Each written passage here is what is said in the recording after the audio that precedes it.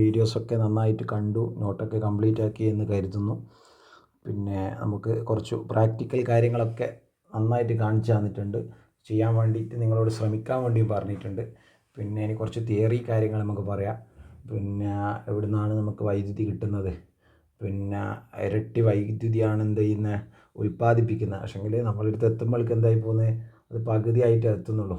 അപ്പോൾ നമ്മൾ 1 യൂണിറ്റ് വൈദ്യുതി ലാഭമാക്കിയാൽ ഒരു 2 യൂണിറ്റോളം വൈദ്യുതി ഉണ്ടാക്കുന്ന കാര്യമാണ് നമ്മൾ ചെയ്യുന്നത്. അപ്പോൾ ഒരു 2 യൂണിറ്റ് ഇടുക്കിയിൽ നിന്നൊക്കെ ഉണ്ടാക്കിയാൽ 1 യൂണിറ്റ് എവിടെ എത്തുന്നുള്ളൂ. പിന്നെയോ നമുക്ക് വെള്ളം തുടങ്ങാം അല്ലേ.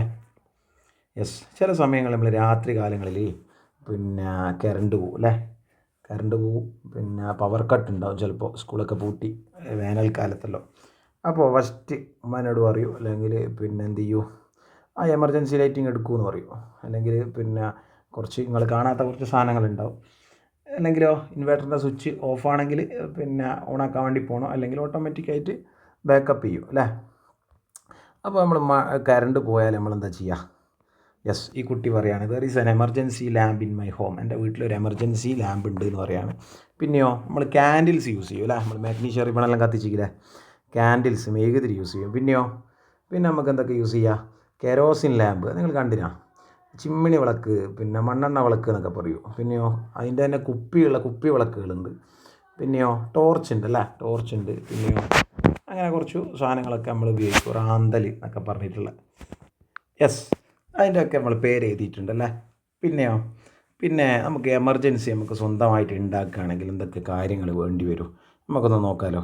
യെസ്, മാഷി എന്ത് ചെയ്തിട്ടുണ്ട്, ഒരു എമർജൻസീൻ്റെ ഉണ്ടാക്കുന്ന പോലത്തെ ഒരു LED സ്ട്രിപ്പെല്ലാം ഉപയോഗിച്ചിട്ട് ഒരു ചെറിയൊരു കാര്യം ഉണ്ടാക്കുന്ന ഒരു ഫോട്ടോ അയച്ചിക്കല്ലേ. പിന്നെ ഒരു വീഡിയോ അയച്ചിട്ടുണ്ട്. അപ്പോൾ എന്തൊക്കെ കാര്യങ്ങൾ വേണോ നമുക്ക് നോക്കാമല്ലോ.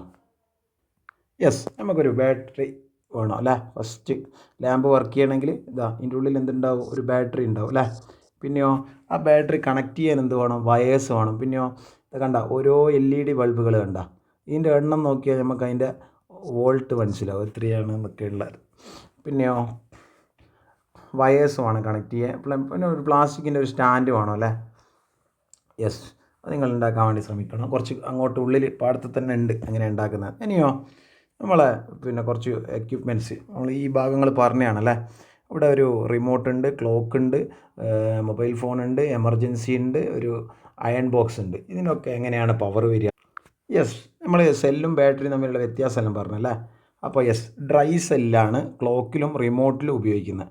ഇവിടെ മൊബൈൽ ഫോണിൽ ബാറ്ററിയാണ്, പിന്നെ എമർജൻസിയിലും ബാറ്ററിയാണ്. ഇനിയോ അയൺ ബോക്സ് അല്ലെങ്കിൽ പിന്നെ വാഷിംഗ് മെഷീനെല്ലാണെങ്കിൽ എങ്ങനെയാണ്, നമ്മൾ പവർ സപ്ലൈ ആണ്, കറണ്ടിൽ ഡയറക്റ്റ് കൊടുക്കുകയാണ് അല്ലേ.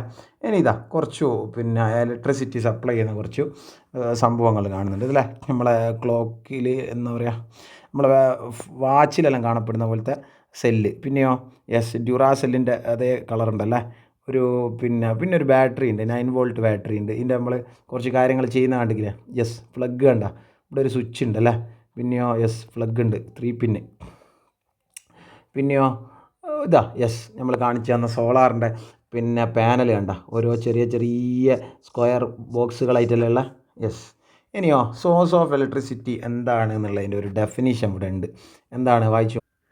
യെസ്, സെല്ലായാലും ജനറേറ്റർ ആയാലും സോളാർ സെല്ലായാലും ഇത്തരം ഡിവൈസുകൾ എന്ത് ചെയ്യുന്നുണ്ട്, ഇലക്ട്രിസിറ്റി പ്രൊവൈഡ് ചെയ്യുന്നുണ്ട്. Devices that provide electricity R termed as the source of electricity. Sources of electricity എന്ന് ചോദിച്ചാൽ എന്ത് ചെയ്യുക, ഇതാണ് നമ്മൾ. ഇനി നമ്മൾ പറഞ്ഞു എന്താണ് സെല്ല്, എന്താണ് ബാറ്ററി. ഒരു സെല്ല് മാത്രമാണെങ്കിൽ അതിന് നമ്മൾ സെല്ല് എന്ന് പറയും. യെസ്, ഇനിയോ 2 സെല്ലുകൾ ഒന്നിച്ച് വെക്കുകയാണെങ്കിൽ ഇനി നമുക്ക് മൊത്തത്തിൽ എന്ത് ചെയ്യുക, ബാറ്ററി എന്ന് പറയുക അല്ലേ. ഇനി നമ്മൾ പറഞ്ഞ കാര്യമല്ലേ. ഇനി നമ്മളിത് കണക്ട് ചെയ്യുന്നൊരു ഭാഗം പറഞ്ഞല്ലേ, അടുത്ത പേജിൽ നമ്മൾ പറഞ്ഞില്ലേ, റോങ് ആണോ, ഇതിലേതാണ് ശരി? നിങ്ങളെല്ലാവരും ഒരേ സ്വരത്തിൽ പറഞ്ഞു അല്ലേ.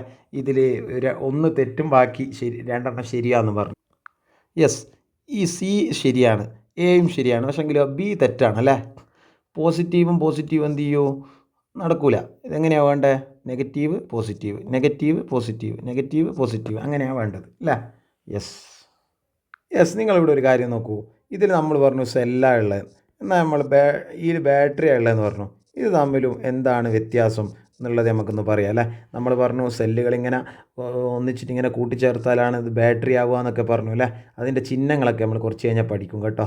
ചിഹ്നങ്ങളൊക്കെ നമ്മൾ കുറച്ച് കഴിഞ്ഞാൽ പഠിക്കും, അത് പഠിക്കണം, ബോക്സ് പഠിക്കണം. യെസ്, വെറും ഒരു സെല്ല് മാത്രമാണെങ്കിൽ ഒരു വര, സെല്ല് ഒറ്റ ഇനിയിപ്പോൾ ബാറ്ററി ആണെങ്കിൽ പിന്നെ more than two or more എന്നുള്ള ഇതിൽ പറയാം, നമുക്ക് രണ്ടോ രണ്ടിലധികമോ എന്നുള്ളതിൽ. നമുക്കിത് 2 എഴുതിയ ബാറ്ററി ആയി. ഇനിയിപ്പോൾ കുറേ ഒന്നിച്ച് വെക്കുകയാണ്, ഇതിപ്പം ബാറ്ററി ആയി. ഓക്കെ, ഇനി ഇതിൻ്റെ ഒരു കാര്യം പറയാമല്ലോ നമുക്ക്. യെസ്, ഇവിടെ ശ്രദ്ധിച്ചോ. A battery is an arrangement made by connecting more than one side into a single unit. ഒരു സിംഗിൾ യൂണിറ്റിലേക്ക് പിന്നെ 2 2 കൂടുതലോ എന്ത് ചെയ്യുക, സെല്ലുകളെ അടുപ്പിച്ച് വെക്കുക. എന്നോ നമ്മൾ കൂടുതൽ പവറുള്ള കാര്യങ്ങൾ ഓപ്പറേറ്റ് ചെയ്യാൻ വേണ്ടി നമ്മൾ എന്താ യൂസ് ചെയ്യുക, നമ്മൾ യൂസ് ചെയ്യുന്നത് ബാറ്ററിയാണ്. ഓക്കെ, ഇനി നിങ്ങളിവിടെ നോക്കൂ, നിങ്ങൾക്ക് പാടത്തൂടെ ഇങ്ങനെ ഒരു ലൈന് പാസ് ചെയ്യുന്ന കാണാം അല്ലേ, അല്ലെങ്കിൽ 11 kV സ്റ്റേഷൻ എന്നെല്ലാം പറഞ്ഞിട്ട് പിന്നെ ആ ചൊക്ലിയിലെല്ലാം കുറേ വയറുകൾ ഇങ്ങനെ കാണാം അല്ലേ. അല്ലെങ്കിൽ പിന്നെ ഇപ്പോൾ ഉള്ള ഇലക്ട്രിസിറ്റി ഉപയോഗിച്ചിട്ടാണ് ട്രെയിൻ പോകുന്നതെന്നെല്ലാം നമ്മൾ ക്ലാസ് പറഞ്ഞു അല്ലേ. പിന്നെ നമ്മൾ ഒരു പത്രവാർത്തയും കണ്ടു അല്ലേ. പിന്നെ ഈ ഇലക്ട്രിസിറ്റി വന്നതോടുകൂടി എത്രയോ ടണ്ണ് കണക്കിന് പിന്നെ എന്ത് ചെയ്തു, ലിറ്റർ കണക്കിന് ഡീസൽ ലാഭമായി എന്ന് പറഞ്ഞു. പിന്നെ ഇവിടെ ഒരു കാര്യം കണ്ട, ഇത് നിങ്ങൾ ചെയ്താൽ നിങ്ങൾക്ക് പറ്റും കേട്ടോ. റബ്ബഡ്, യെസ്, എന്ത് ചെയ്യുക, ഒരു പെൻസിൽ എടുക്കുക, എന്നിട്ട് പിന്നെ തലമുടിയിൽ മെല്ലെ ഒന്നിങ്ങനെ റബ്ബ് ചെയ്യുക, കുറേ നേരം റബ്ബ് ചെയ്യുക. അതിങ്ങനെ എന്ത് ചെയ്യൂ, കുറച്ചൊന്ന് ഹീറ്റാവും. എന്നിട്ട് കുറച്ച് പേപ്പർ സ്ട്രിപ്പ് ഇങ്ങനെ വെച്ചിട്ട് ഒന്ന് തൊട്ടിച്ച് നോക്കുക.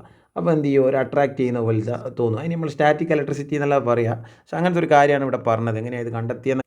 ഇനി നമ്മൾ പറഞ്ഞു, യെസ്, ഈ LED സ്ട്രിപ്പുകൾ നമ്മൾ കണ്ടതാണ്, എമർജൻസി നമ്മൾ കണ്ടതാണ്, ഡിഫറെൻറ്റ് ടൈപ്സ് ഓഫ് ബൾബുകൾ അതിൻ്റെ കൃത്യമായ വീഡിയോ നമ്മൾ ഇട്ടതാണ് അല്ലേ. ഇത് ഇൻകാൻഡസെൻറ്റ് ഫിലമെൻറ്റ് ബൾബ് എന്ന് പറയും. ഇത് 60 വാട്ട്സ് ആണ്. ഇത്രയും കറണ്ട് പിന്നെ യൂസ് ചെയ്യും. ഇതൊരു 16 വാട്ടാണെങ്കിൽ ഇതൊരു 9 വാട്ട്. അപ്പോൾ ഏറ്റവും നല്ലത് ഏതാ? യെസ്, നമുക്കറിയാം LED ആണ് ഏറ്റവും നല്ലത്. പിന്നെ ഇതൊന്ന് നോക്കണേ, LEDൻ്റെ ഫുൾ ഫോം, CFLൻ്റെ ഫുൾ ഫോം. പിന്നെ നമുക്ക് ഫിലമെൻറ്റ് ബൾബ് ബ്രേക്ക് ആയാലും ഇത് പെട്ടെന്ന് തിരിയും. ഈ കമ്പി എന്തൊക്കെ ഉണ്ടാവും, ബ്രേക്ക് ആയിട്ടുണ്ടാവും, യൂസ് അടിച്ചു. അപ്പോൾ ഇതിന് കുറേ പ്രശ്നങ്ങളുണ്ടല്ലോ. ഇതിന് ഭയങ്കര ഹീറ്റ് പുറത്ത് വരും. പിന്നെയോ കുറേ കറണ്ട്, കൺസ്യൂം മോർ ഇലക്ട്രിസിറ്റി. ഇനി ഇതിനെ കമ്പയർ ചെയ്യുമ്പോൾ ഇതാണ് ബെറ്റർ. പക്ഷേ